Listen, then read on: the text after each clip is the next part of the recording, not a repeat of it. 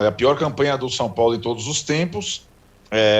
Em relação ao Crespo, não seria uma novidade no futebol brasileiro a demissão de um técnico estrangeiro com Covid nessa temporada. O Inter fez a mesma coisa com Miguel Ângelo Ramírez, mas não corre risco, Tironi. É uma outra situação. O Crespo foi o cara que tirou o São Paulo da fila.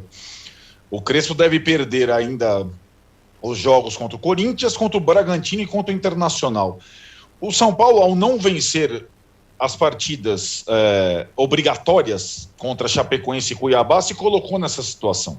Então, empatar com o Ceará, você falou bem, não sei como não perdeu, porque o Ceará jogou melhor. Assim como o Ceará foi melhor que o Atlético. E o Ceará é um adversário duro. Assim como é um adversário duro o Corinthians em Itaquera.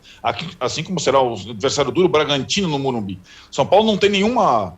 Até o início dos mata-matas, além das questões físicas e clínicas, porque o time perde um jogador a cada rodada machucado. Ontem perdeu um jogador antes de começar a partida. No aquecimento, o Léo Pelé se machucou, sentiu, e o Reinaldo acabou jogando improvisado na zaga, e até jogou bem dessa vez. O São Paulo não tem essa reabilitação da varinha mágica nos próximos jogos garantida. Essa situação de rabeira de tabela deve perdurar algum tempo, algumas rodadas. Resta saber se a diretoria do São Paulo vai ter a sapiência e a condição de dar respaldo ao treinador, até que ele volte, até que o time continue reagindo, né? E o São Paulo está classificado em duas frentes de mata-mata, e até ter o Racing e até ter o Vasco na Copa do Brasil, é só jogo complicado, não tem uma carne assada, como diz o Mauro, na casa do São Paulo para fazer 3 pontos obrigatórios. Não existe essa partida. E acho que alguns jogadores fundamentais estão voltando aos poucos. Ontem o Luan voltou. Aquilo que o Juca descreveu e os gols que o São Paulo vem tomando dizem muito da ausência do Luan, o único volante do time, que foi um dos responsáveis pelo título paulista.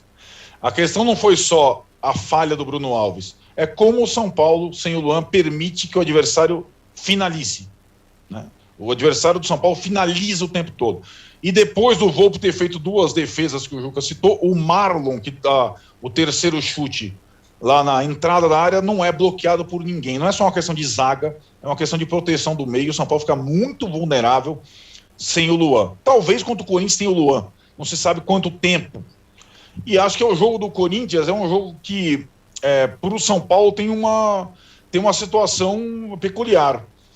Porque toda vez que vai à Arena Corinthians e não ganha, é crise.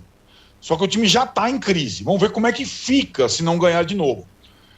O empate, como a gente diz na gíria do futebol, ele evita crises para lá e para cá.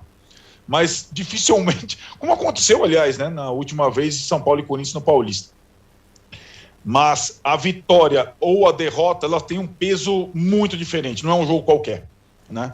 Então, se o São Paulo conseguir se reabilitar ganhando do Corinthians e Itaquera, olha, ninguém vai lembrar de nada. Porque tá não sei o quê, porque tá tomando muito gol, porque não sei o que lá. Se o São Paulo perder em Itaquera, como normalmente acontece, vai ficar bem complicada a situação do time na tabela e não vai ter reação matemática, numérica, até começar o mata-mata da Libertadores com o Racing. Então o São Paulo vai ter que conviver com isso, nessa situação encalacrada em que se colocou por não ter vencido a Chapecoense e o Cuiabá. Qual?